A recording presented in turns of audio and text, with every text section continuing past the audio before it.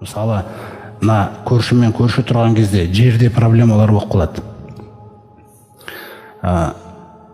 Пайғамбарымыз саллаллаху алейхи ва саллям бір хадисінде айтады: айюма ражулин золама шибран минал арди бияминихи. Қайсы бір жаңағы адам бір қарыс жер, бір кішкентай қарыс жер болады, мынандай бір мысалы.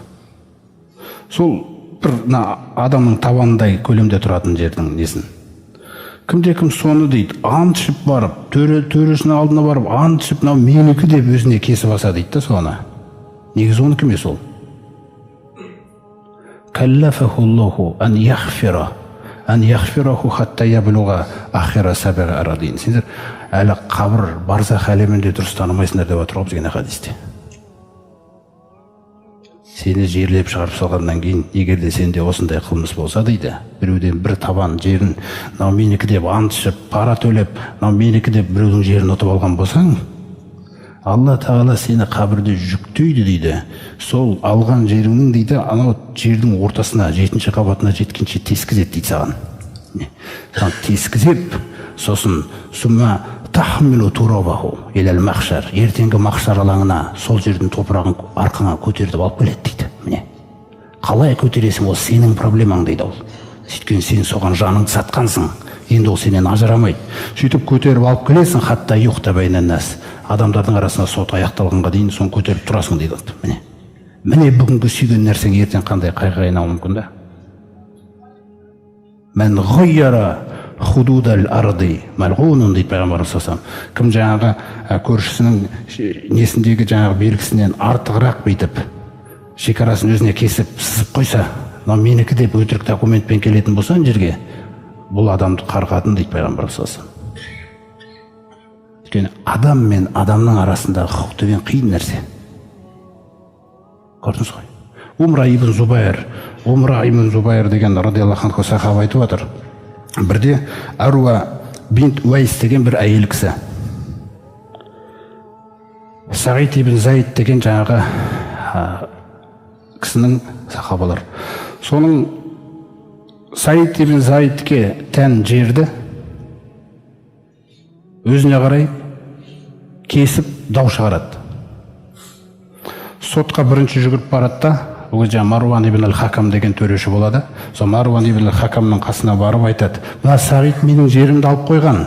Мен сол өзімдікін былай қарай алдым" деп жаңағы әйел кісі.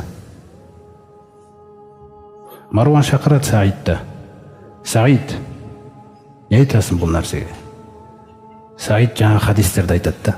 Мынандай хадистерден кейін мен біреудің жерін алады деп ойлайсың ба дейді.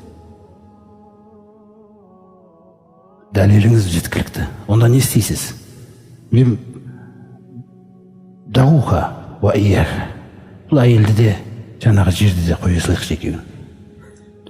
Бірақ мен мына дұғаны жасаймын дейді.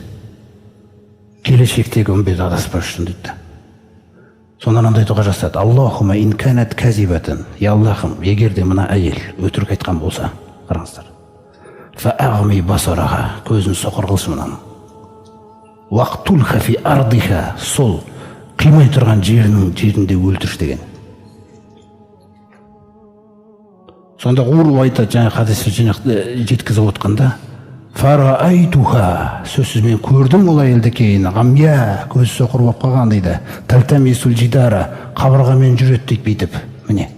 Ватақулу, әрдайым айтып жүреді дейді. Асабатни дағавату Сағид ибн Заидтің дұғасы тиді қоймаған деп өстіп жүреді дейді. Байнама хия тамши фи дари, сөйтіп жаңа кесіп алған өзінің ауласында жүрген кезінде дейді. Маррат фи би'рин, жаңағы құдықтың қасынан өтіп баратып, фауақағат фиха, құдықтың ішіне құлады да, факанат қабраға, қабірін айналды дейді сол. Мен осыны өз көзіммен көрдім дейді. Уруа ибн аз-Зубайр риуаят етіп отқан. Сондықтан бұл адамның хақысы деген нәрсе ол өте қиын нәрсе ол.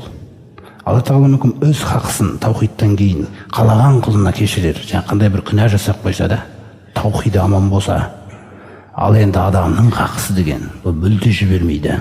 Бұл қиын нәрсе. Сондықтан қазір бір-біріңізге оңай шығарсыздар, ұрса салғанға тағы да басқа, ертең ең үлкен қиындық адам мен адам болады бір-біріне.